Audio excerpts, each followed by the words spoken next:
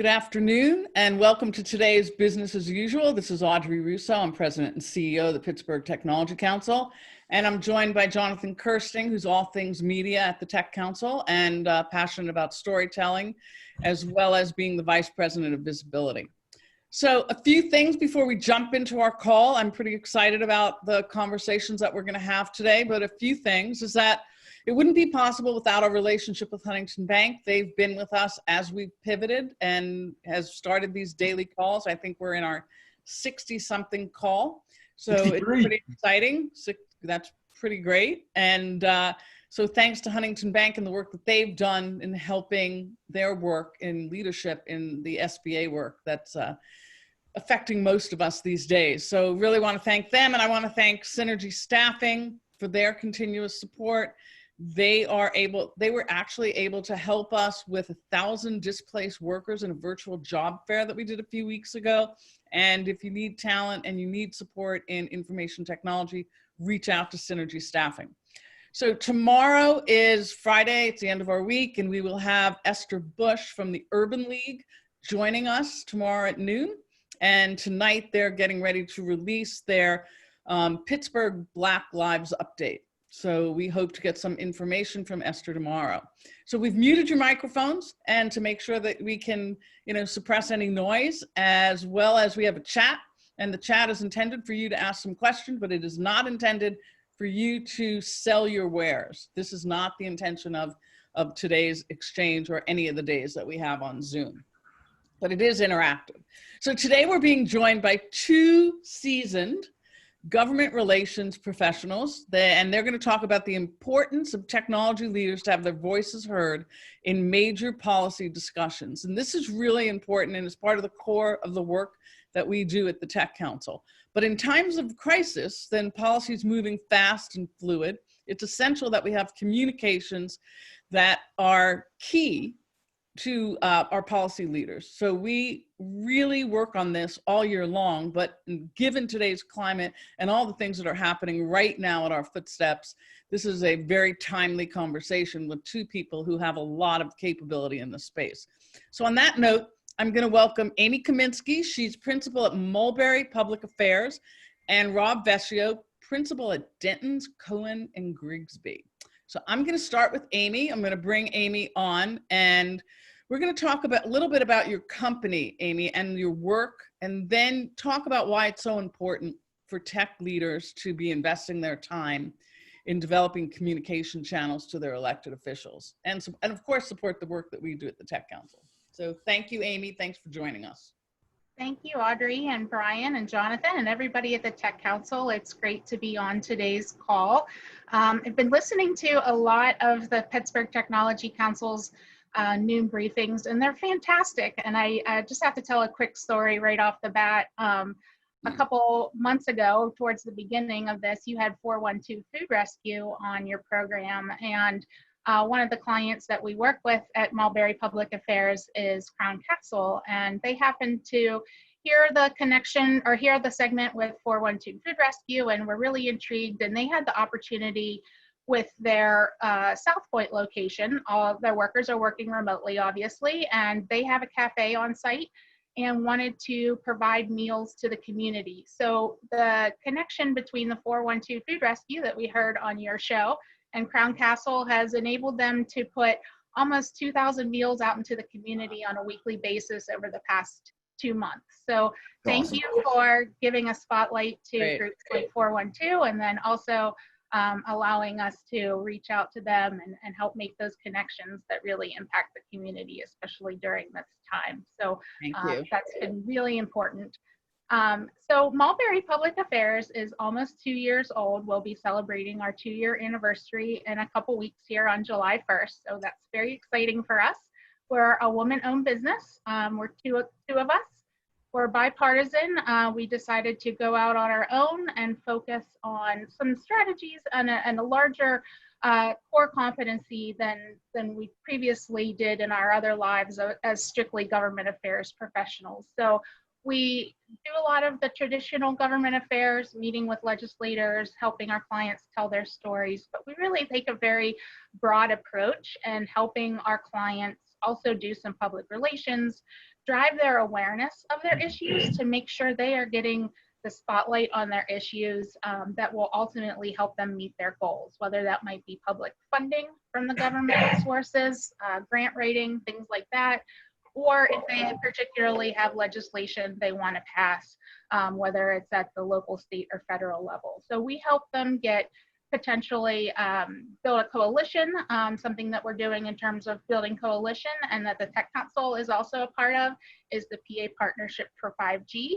helping to advance and educate the community on the needs for 5G and deployment for 5G in the community. So it's a growing coalition of 50 members, and we help to develop that coalition and help educate the public about the needs for 5G in the community. So that's a little bit about Mulberry and some of the work that we do and help take a look at a holistic view of government affairs and public relations combined to really create public affairs. Great, thanks. I want to jump over to Rob and bring Rob on. So Rob, thanks for joining us today. I appreciate all the work and the long partnership we've had with you as well. So what do you talk a little bit about why companies need to spend time educating elected officials about their work in their industries? It's something that, while it's near and dear to the work that we do each and every day, but the importance of technology leaders and maintaining that kind of contact as well during crisis and non-crisis. Can you talk about that, Rob? Well, thanks, Audrey, and thanks, Brian, for inviting me. One of the first things you have to understand is the elected officials need your expertise. They don't have the expertise that you have in your field. You are the resident experts. They have to hear from you. When they haven't met, just think about the thousands of bills that are introduced cycle where they come up with the ideas that honestly, a lot of them are not well thought. That's where they need your industry to come in. They need you to have those conversations. And look what just happened in the pandemic. In March, things hit. The governor started shut down a lot of these companies and organizations. So for the first time, I can tell you, and our office got flooded, not just from our existing clients, but also our legal clients. We had companies from outside Pennsylvania and inside Pennsylvania that were affected by the governor's order on the shutdown. Think about if you had relationships already with those elected officials. For a lot of you, you probably called the governor's office or House or Senate member for the first time. Others, had that relationship already built in, so they can have that, that advocacy on whether they were essential or not. And so they already had those relationships already built in. You don't want to go to the government or the elected officials when you only have a problem. You should always have conversation with these individuals. They have to understand exactly what's going on in the marketplace, what's impacting your businesses. And to do that, you should always have regular communication. Even if you're just going in and popping in and say, hey, listen, things are going well. This is what's working. These are the strategies. It would be helpful if the government were to essentially look at these, or these programs are working, or these are not working. They need to hear from you because they don't fully realize or understand what your industry does, and you're living it on a daily basis. They're dealing with all different sectors of what's going on in Pennsylvania and the world economy at this point. So what I would say is you should always you should first off know who your House and Senate members are. You should invite them in, have them tour your facility if possible, and then at least have conversations about what you are doing, your products you're working on, and before you get into what you need from the government, if that's helpful. And so, we talk about what is do it yourself, right? There are certain things that you can do yourself in tech. What are some additional things that they can do, whether it's each and every day or when there matters? I mean, obviously, get to know the people who you represent, know who they are, know what their policies are. But what kinds of things can you do before you actually even get big enough where you get engaged with people like either one of you? What are some things? Yeah. So, I mean, essentially, and Amy, first off, I applaud Amy and her partner, which they do, because, they provide a great service. And so we're, just so you know, we're kind of the opposite spectrum, even bigger now. So in February, Cohen and Grigsby is the law firm that I'm currently with. We combined with the world's largest law firm in Dentons. And so as of February, we are Dentons, Cohen and Grigsby, which was amazing because here we go in March with COVID hit, it's like our first we just had this combination. 1 month later, we were into COVID. Now it's helped a great deal, the challenges worldwide in every state. But if you look at the companies that we have, what these companies able to provide you versus a bigger company, it's, you got to watch like in terms of when you're looking at law and so forth and do it yourself. You should always have a conversation with entities like Amy's because they do a lot of the outreach and the stuff and the real, I don't know, man, Amy can probably speak first. Essentially, it's good for what you need for smaller entities before you get into the bigger entities like Dentons and Cohen and Grigsby. Because we deal with a lot of the international, national companies. We do have some trade associations and so forth, but for the do-it-yourselfers, it's simple. We are here as a resource at the very least. We're not charge you just for initial conversation. You just call and at least have a conversation with us just to say, hey, look at what we're trying to do. What's the best approach? Be a lobbyist right now. Do I not? And in most cases, we can at least give you that before you start spending that money on a lobbying firm. You should probably just have that conversation with us to see what your needs are. We can tell you what's available to you. And then from there, you can determine whether or not that's a right step or not. I'll leave it to Amy. Anything else you want to add? Well, I want to jump to Amy and talk about, you mentioned a little bit about associations and some of the associations that you affiliate with. And obviously in transparency, we are an association and there are many issues that are near and dear to the work that we do. I'll bring Brian on in a little bit to talk about just some of the imminent issues that are right at our feet as of today even. But talk about the importance of that and because you've been a convener and a participator in many of those. Sure, and thanks, Rob. Thanks for the plug. We've worked together for a long time, so it's great to have a friendly atmosphere. We're very collegial in our industry, and it's good to have friends like Rob and be able to support each other. We've even shared clients back and forth when it makes sense. So thanks again, Rob, for talking about our firm so well, and all the work that you guys do is fantastic as well. So as Audrey said, associations are really important in the government industry and government affairs because associations bring a lot of weight. You typically have up to 1,000 potentially members. You're all kind of in the same industries, have a lot of the same ideals and same priorities. So Brian does a great job and Audrey does a great job of really looking at what are some of the main issues for the tech community. And I know Brian's going to talk a little bit more about it a little bit later, but what are some of the issues that you have and how can you put that together and really take it to your elected officials as a large group representing thousands of employees and thousands of job dollars that are going into the community and economic development. That is all really vital information that elected officials are going to want to hear about. And because you have that strength in numbers, you're going to get a lot more attention than you would otherwise as an individual company. And particularly, you're going to be hitting on, you're going to be constituents of elected officials all across the state. So there's no one more important to an elected official than their constituents. So if you're able to have connections through your association with your elected officials, that just brings a lot more weight to your issues. As I mentioned before, we've been running the PA partnership for 5G for about 2 years now. The Pittsburgh Technology Council is a member of that, as I said, as well as the Greater Pittsburgh Chamber of Commerce, the Washington County Chamber of Commerce, Robert Morris, and Allegheny County locally, just to name a few. We have over 50 organizations that are a member at this point. So that's bringing a lot of weight to the issue of 5G and how important it is for Pennsylvania to get 5G deployment. 28 other states have passed legislation that have allowed them to deploy 5G, and we don't want Pennsylvania to fall behind. So these types of coalitions really show the depth and breadth of the issue and how it impacts so many different industries. So I applaud everything that the Technology Council is doing across the board to help tech companies of all sizes. Thank you, Amy. That's a really great example of the importance that transcends everyone who's in innovation and building tech companies. So thank you for shouting that out.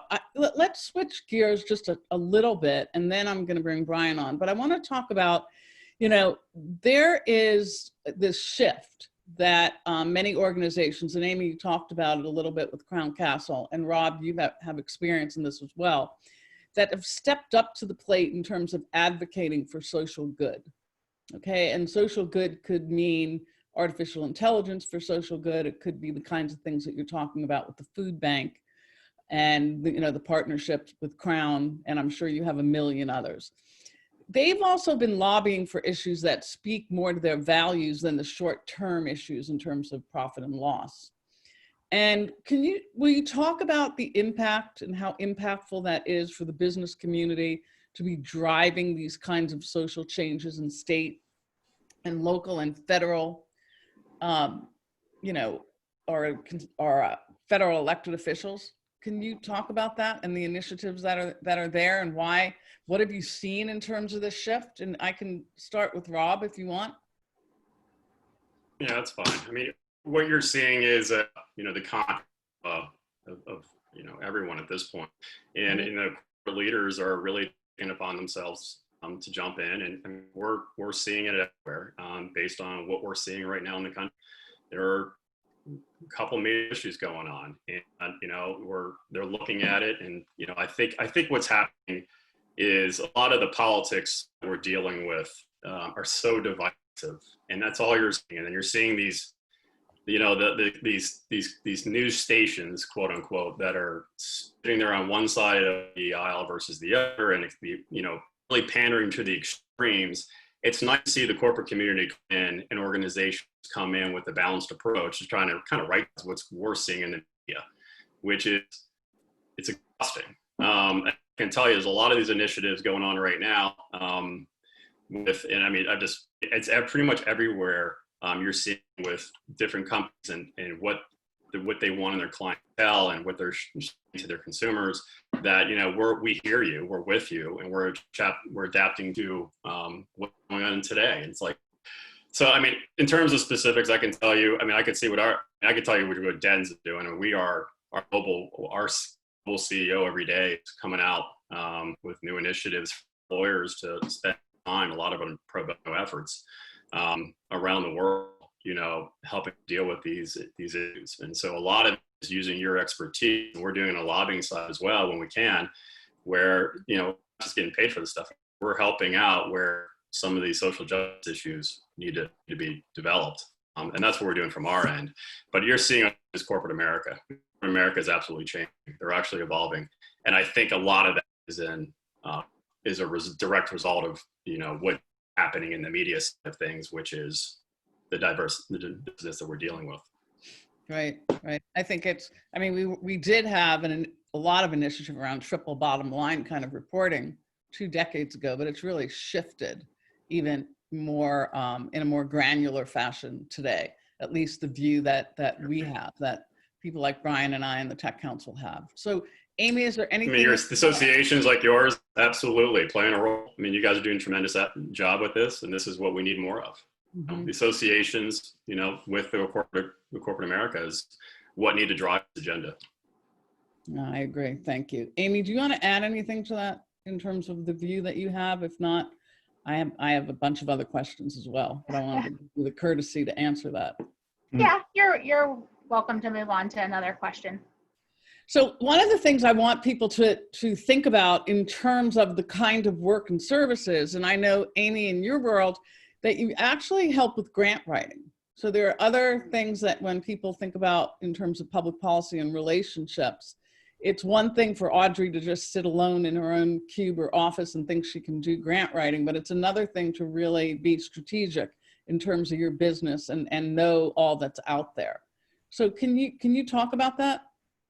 Sure. One of the services that we do at Mulberry is to help with grant writing. And a lot of that is more geared towards nonprofits, obviously. The majority of government funding, particularly for programming, goes to nonprofits. And I'll use a client example again, as I like to really help. It helps illustrate what we do. One of our clients is the Braddock Carnegie Library Association.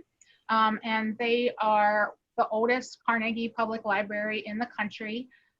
Great community library, a very vital organization to the community that they serve. They serve 15,000 residents in Braddock, North Braddock, East Pittsburgh, Chalfont, and Turtle Creek. And when they've been closed, it's really impacted their community, and it really demonstrates how important an organization like theirs is to the community, because people use the library to just get access to computers, to get connectivity just within their community. So people who were previously able to go to the library and do their work or just do their normal day-to-day business because they had connections aren't able to do that anymore. So one of the grants that we helped them write recently was the Institute for Museum and Library Services, a federal grant as part of the CARES Act program, had some very targeted emergency funding around COVID and allowing libraries and museums to do special programming that would help impact their communities and help support their communities during this time. So we helped them put together a grant that will hopefully get funded, fingers crossed, to help them support their outreach from a mostly connected perspective, helping them buy laptops, helping them buy hotspots that they can put out into the community to help their members and their patrons continue to stay connected while the library might be physically shut down or have reduced hours. So we as Mulberry, what we help them do, and as part of that is really come up with a plan. How are we going to attack the grant? Who's going to write what?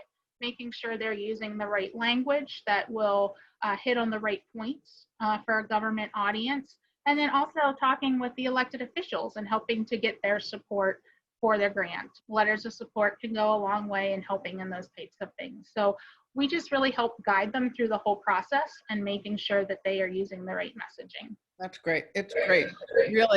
It's really something that people need to know more about. And I know that you know, Rob has had an upfront view in terms of areas that are hard hit by the pandemic, which include tourism, service, and anything related to the amenities of our economic growth.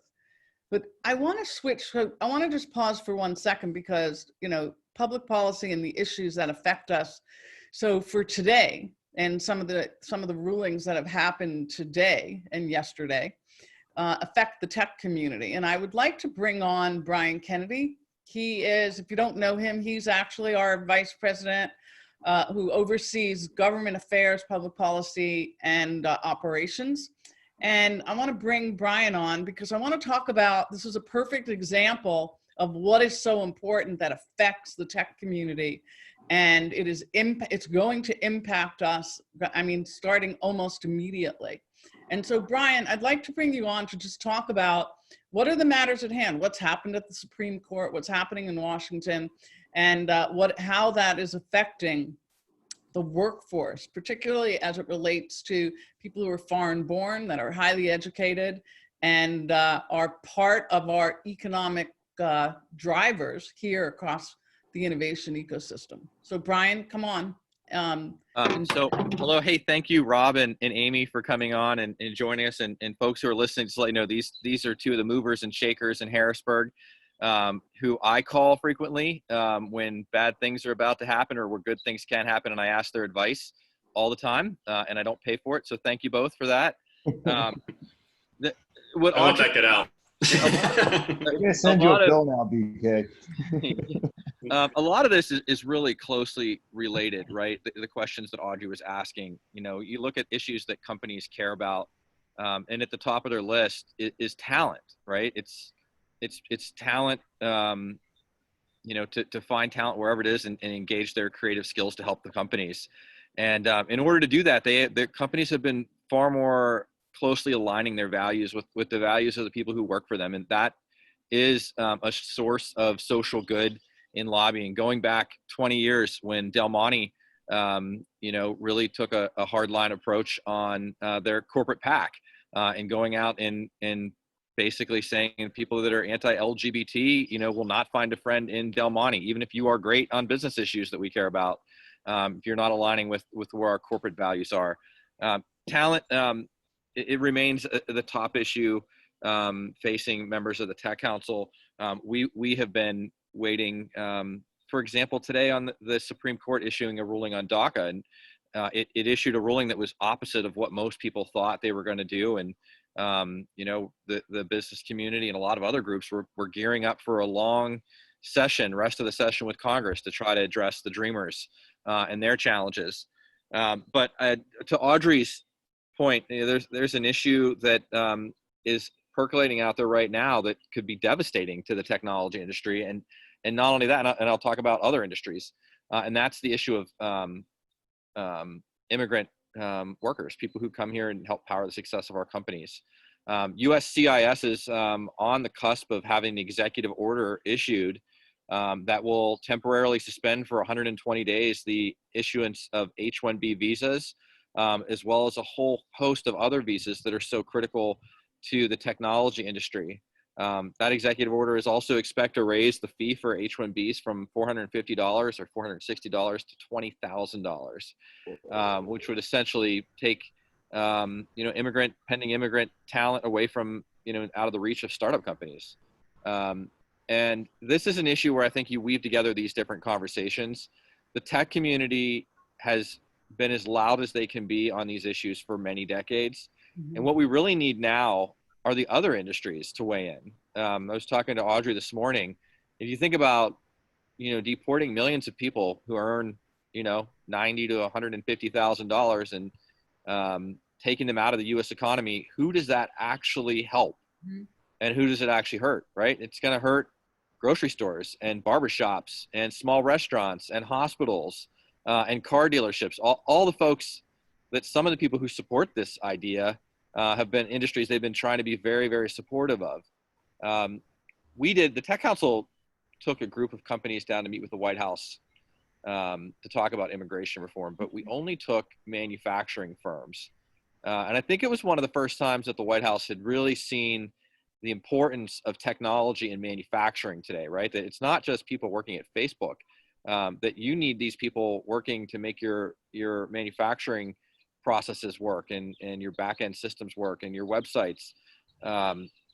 So, we're gearing up for one heck of a risk, right now, right? If this were to happen, and we need people who are not necessarily impacted directly to weigh in. We need the people who have commercial office building.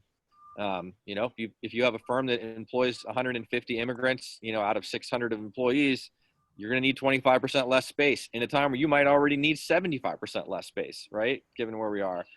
So the commercial real estate industry should be weighing in on this, small restaurants and folks like that. So that's really our job at the Tech Council, is to go out and try to walk in other people's shoes and influence from that perspective, but also to try to get them to walk in shoes that are familiar to them. So yeah, that's a big issue. Also, if you think about, and this is where Rob and Amy come in handy to me so often, when you get into an economic crisis, a couple things happen. First, the government spends a whole lot of money, right? They spent a lot of money on the PPP program. That program had a serious birth defect. It precluded venture-backed companies from participating in it for the first several weeks of the program, and it took a massive lobbying effort across the country from the small business community to fix that. And so that's an area we need to pay attention to. On the other hand, when the spending ends, then you have state governments that are starved for resources, and there are, on the other hand, you start looking like not the company that needs help, but the company that can help the government by paying more taxes. And so, I would think, I think Rob and Amy would agree, in 6 months, we're going to have one heck of a discussion in trying to figure out how to balance the state budget while investing in things that we care about, right? Like mass transit, air service, and education. But how do we do that without taxing businesses out of existence. And it's going to be a really, really challenging discussion.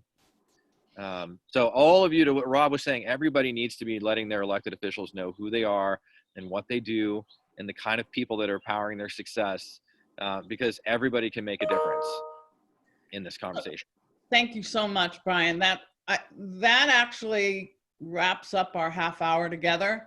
If you want to reach either one of Amy or Rob, we can share their contact info. And of course, reach out to Brian Kennedy as well, because these issues, we're going to be very aggressive in terms of those issues that Brian just articulated. That is close to our core. That will affect the region. There are many who believe that part of our growth and our stability, while we haven't really grown, our stability has been based on foreign-born people who have actually stayed here and build the economy for tomorrow. So I want to just thank everyone for joining us. Thank you, Amy Kaminski, for the work that you do. And we're happy to help connect the dots so that people can become more engaged for social good and for prosperity as well as equity. And thank you, Rob Vescio, for the work that you've done. You're very, very close to lots of pieces of the economy that have suffered very significantly in this time of pandemic. And I know that you're working fiercely to make sure that we, re-arrive for Pittsburgh version 4.0. I appreciate your partnership and leadership. And thank you, Brian, for sharing with us the matters of today. So we are here tomorrow, same time. We have Esther Bush, who actually is the executive director of the Greater Pittsburgh Urban League. And we have a packed week next week as well. So thank you all for joining us, and we'll see you tomorrow. Thank you. Thank you.